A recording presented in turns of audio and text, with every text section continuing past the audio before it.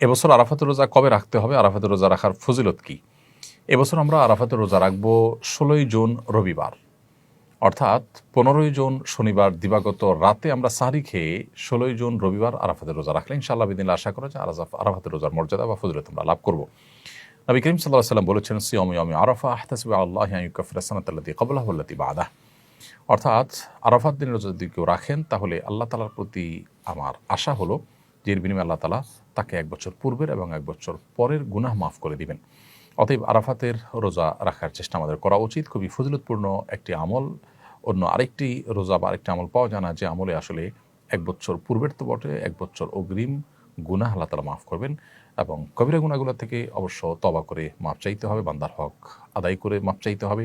আর সগীরা গুনাহ আল্লাহ তাআলা এই সমস্ত আমলের মাধ্যমে মাফ করে দেবেন ইনশাআল্লাহ তাআলা। অতএব আরাফাতের রোজা রাখা আমাদের প্রত্যেকটা মানুষের চেষ্টা করা দরকার। তবে আরাফাতের রোজা আমরা 9 তারিখ, জিলহজের 9 তারিখে রাখবো নাকি হাজিরা যেদিন আরাফাতে অবস্থান করেন সেদিন রাখবো, সেদিন আমাদের 8 তারিখ হলেও? এ সম্পর্কে দুটি মত আছে, আমরা বিভিন্ন সময় বলেছি এবং দুটি মতই ইজতিহাদি। তবে আমার কাছে এটি এখন পরিষ্কার যে আসলে যেই দেশে যখন জিলহজের 9 তারিখ হবে সেই দেশটিতে তখন আরাফাতের রোজা রাখাটা অধিকতর যুক্তিযুক্ত। যদিও নবী সাল্লাল্লাহু আলাইহি ওয়াসাল্লামের ভাষায় সিয়াম ইয়াউম আরাফা বলতে আরাফার দিন, আরাফার সাথে সম্বোধন করে বলেছেন, কিন্তু আসলে ইয়ামুত তারবিয়া বলা হয় 8 তারিখকে জিলহজের, এবং ইয়ামে আরাফা বলা হয় 9 তারিখকে, ইয়ামুন নাহার বলা হয় 10 তারিখে। ইয়ামুন নাহার বলতে কিন্তু সাধারণত হাজি সাহেবরা যে কোরবানি করে থাকেন সেটা তারবিয়া বলতে 8 তারিখকে বোঝানো হয় হাজি সাহেবদের। কিন্তু আমরা যখন ফিকহের কিতাবপত্রে 8 তারিখ ইয়ামুত তারবিয়া বলি তখন 8 তারিখকে বুঝি পৃথিবীর প্রত্যেক প্রান্তের মানুষের জন্য। ঠিক একইভাবে ইয়ামুন নাহার বলতে 10 তারিখকে বুঝি, একইভাবে ইয়ামুন আরাফা বলতে 9 তারিখকে বুঝবো।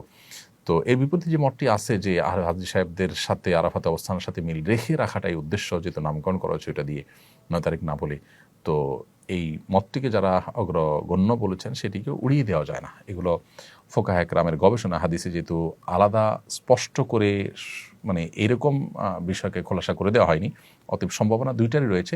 তবে 9 তারিখের, অর্থাৎ যেখানে পৃথিবীর যে দেশে যখন 9 তারিখ, সেই 9 তারিখকে আরাফাতের দিন হিসাবে গণ্য করাটা আমাদের কাছে অধিকতর শক্তিশালী মনে হয়। তারপরও কোনো কোনো বর্ণায় জিলহজের প্রথম 9 দিনই নফল রোজা রাখার কথা বলা হয়েছে। অতএব আমাদের সে আমলটা করি তাহলে তো আর বিতর্ক বা সন্দেহের ঊর্ধ্বে আমরা উঠে যেতে পারি, সেটি আমরা চেষ্টা করতে পারি। এবং ফোকায়ে কেরাম এই জিলহজের 9 দিনের সব দিনগুলোর রোজাগুলোকেই কিন্তু তারা মুস্তাহাব উল্লেখ করেছেন।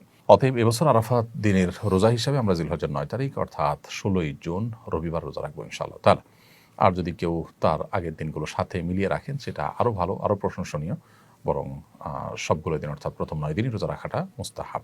খুব শীঘ্রই হজের মূল কার্যক্রম শুরু হচ্ছে। হজের দিনগুলোতে হাজী সাহেবদের করণীয়গুলো এক নজরে একটু বলবেন।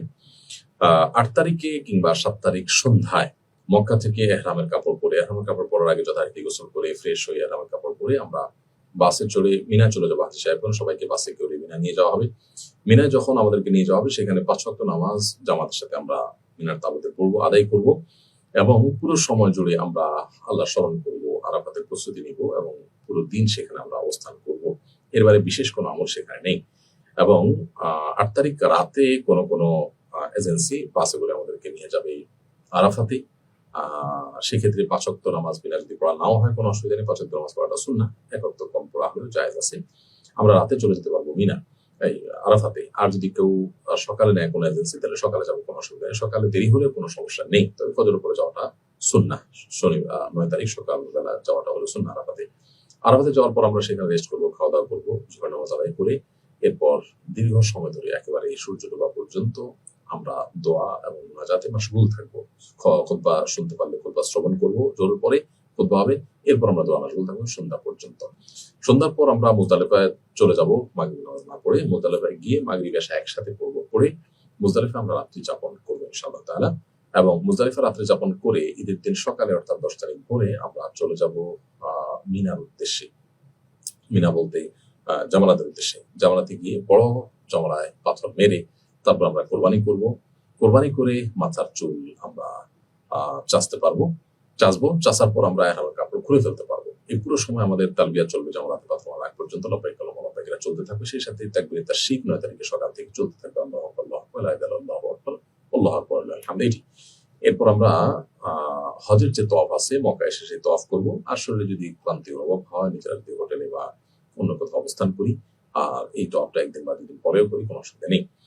হজের তওয়াফ এটা এহরামরত অবস্থা করা জরুরি নয়। যদি আপনার কোরবানি হয়ে থাকে তাহলে এহরামের কাপড় আপনি খুলে ফেলতে পারেন চুল চাষার পর। এরপর আপনি হজের তওয়াফ করলেন, সাই করলেন, আপনার হজের মূল কার্যক্রমগুলো সম্পাদন হলো। পাশাপাশি আহ 10 ঈদের দিন রাতে এবং 11তম দিবসের দিন রাতে আপনি মিনা অবস্থান করবেন এবং এই 3 রাত বা 12তম 11তম রাতেও অবস্থান করে আপনি 10তম রাতেও অবস্থান করবেন। করে 12তম দিবসে অর্থাৎ জিলহজের 12 তারিখে আপনি মিনা থেকে চাইলে মক্কা চলে আসতে পারেন জগন্নাথ পাথর মেরে। তারপরে আর যদি 12তম দিবসে আপনি থাকেন, জিলহজের 12 তারিখে থাকেন রাতে মিনাতে, তাহলে সেক্ষেত্রে 13 তারিখে সকালে আপনি দুপুরের পরে আপনি পাথর মারবেন জমরাতে, দুপুরের পরে পাথর মেরে তারপরে মক্কায় চলে আসবেন। এ হলো টোটাল হজের দিনগুলোর কার্যক্রম। তাহলে চাইলে কেউ 12 তারিখে চলে আসতে পারে, আর যদি 12 তারিখে কেউ থাকেন রাতে সেখানে, তাহলে 13 তারিখে পাথর মেরে তাকে মক্কায় আসতে হবে। রোকসানা আক্তার, আপনি আমাদের ইউটিউব চ্যানেলে প্রশ্ন করেছেন, আমি কয়েকদিন যাবত পবিত্র অপবিত্র নিয়ে ওয়াসওয়াসায় ভুগছি। বেশিরভাগ সময় পেশাবের ক্ষেত্রে নামাজ আদায় হয়েছে বা হবে কিনা তা নিয়ে সন্দেহ হয়। এই সন্দেহ নিয়ে নামাজ পড়লে তা আদায় হবে কিনা? বোন রোকসানা, অমূলক সন্দেহকে প্রশ্রয় দেওয়া ইসলামে নিষিদ্ধ। নবী করিম সাল্লাল্লাহু আলাইহি সাল্লাম বলেছেন, তামা ইউরিবুকা ইলা মা লা ইউরিবুক, তোমার যেটা সন্দেহ সেটাকে সন্দেহহীনতার দিকে তুমি নিয়ে যাও।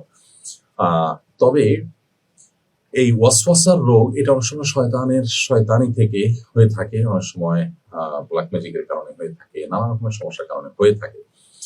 তো এই যে ওয়াসওয়াসার রোগ, এই ওয়াসওয়াসার রোগ থেকে আত্মরক্ষার জন্য আমাদেরকে রুকিয়া বা আপনার শরীর ঝাড়ফুঁকে শরণাপন্ন হতে হবে। এর পাশাপাশি ওয়াসওয়াসাকে প্রশ্রয় দেওয়া যে কোনো সুযোগ নেই ইসলামে, সেটা আমাদের মাথায় রাখতে হবে। একটি মূলনীতি আছে ইসলামী শরিয়া, সেটা হলো যে আল ইয়াকিনু লা ইয়াজুলু বিশাক।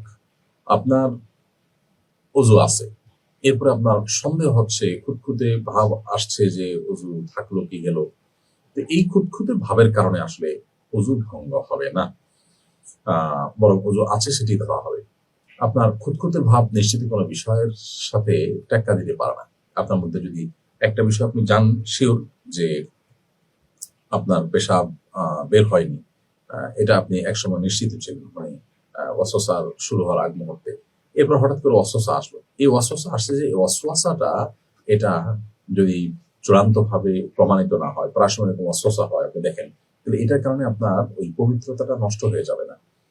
একজন মানুষ উজু করেছে নিশ্চিত, এখন উজু গেছে কি যায়নি এটা নিয়ে তার সন্দেহ হচ্ছে, এই সন্দেহের কারণে উজু গিয়েছে এমনটি বলা যাবে না, বরং উজু আছে সেটা ধরে রাখা হবে, কারণ নিশ্চিতটা এই খুঁতখুঁতে বা ওয়াসওয়াসা দ্বারা দূরীভূত হবে না। আরেকজন উজু করেননি নিশ্চিত বা উজু ভঙ্গ হয়েছে এটা তিনি নিশ্চিত জানেন, এর মধ্যে উজু করছেন কিনা তার সন্দেহ হচ্ছে, তাহলে সন্দেহ যদি হয় শুধুমাত্র, তাহলে নিশ্চিত ছিল উজু ভঙ্গ হওয়াটা, উজু ভঙ্গটা চূড়ান্ত ধরা হবে।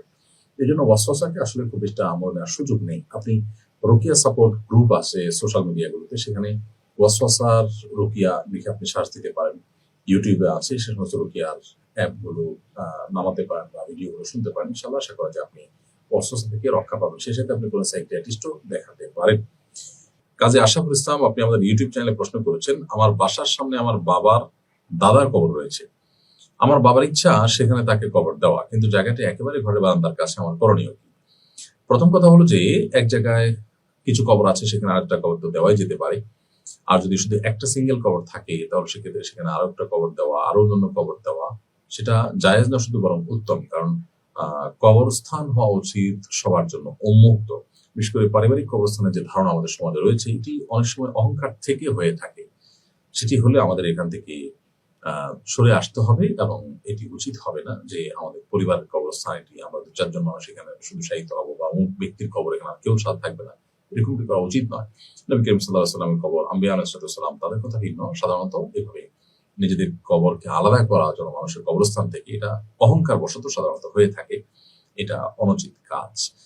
আর এমনিতে যেটা আপনি বললেন যে আপনার বাপের দাদার কবর আছে, সেখানে আপনার বাবাও শায়িত হতে চান, যদি সেরকম হয় তো অবশ্যই সেটি জায়েজ আছে, করতে পারেন। আর আপনার ঘরের বারান্দার কাছাকাছি হওয়ার কারণে আপনি হয়তো অস্বস্তিতে ভুগছেন যে এতে আপনার ক্ষতি হতে পারে কিনা, এটা একেবারেই আমাদের ধারণা মাত্র, এটা ক্ষতির কোনো কারণ নেই। কবরস্থান পাশে থাকলে মানুষ মরে যায় না বা ক্ষতিগ্রস্ত হয় না, বরং আপনি নিয়মিত আপনার বাবার কবর জিয়ারত করতে পারবেন, বাবার কবরে সালাম পেশ করতে পারবেন, এটা আপনার জন্য সৌভাগ্যের বিষয়। বিধায় এ ব্যাপারে আপনার হেজিটেশনটা দূর করে ফেলা উচিত। অপু রাসেল, আপনি লিখেছেন, একজন নিয়ত করলো প্রতিদিন কিছু হলেও দান করবে, কিন্তু সময়ের অভাবে প্রতিদিন দান করতে পারছে না। এখন সে যদি সপ্তাহান্তে, পক্ষান্তে কিংবা মাসিক হিসেবে প্রতিদিন দানের সমপরিমাণ সম্পদ বা অর্থ কোনো এতিমখানায় কিংবা কোনো ট্রাস্টে দান করে, এতে কি তার নিয়ত ফলপ্রসূ হবে? প্রথমত, প্রতিদিন দান করার যিনি নিয়ত করেছেন, তিনি প্রতিদিন দান করলে তার নিয়তটা রক্ষা করলে ভালো। যদি করতে না পারেন, এর কারণে তিনি গুনাহগার হবেন না। কারণ নিয়ত রক্ষা করতে না পারলে মানুষ গুনাহগার হয় না। বিশেষ করে অপারগতার কারণে যখন আপনি এটা পারলেন না, এর কারণে আপনার কোনো গুনাহ হবে না। অতএব আপনি সপ্তাহ শেষে বা 15 দিন শেষে বা মাস শেষে দান করলে সেটাও জায়েজ হবে, কোনো অসুবিধা নেই। আসুন্নাহ ফাউন্ডেশন, উম্মার স্বার্থে সুন্নাহর সাথে।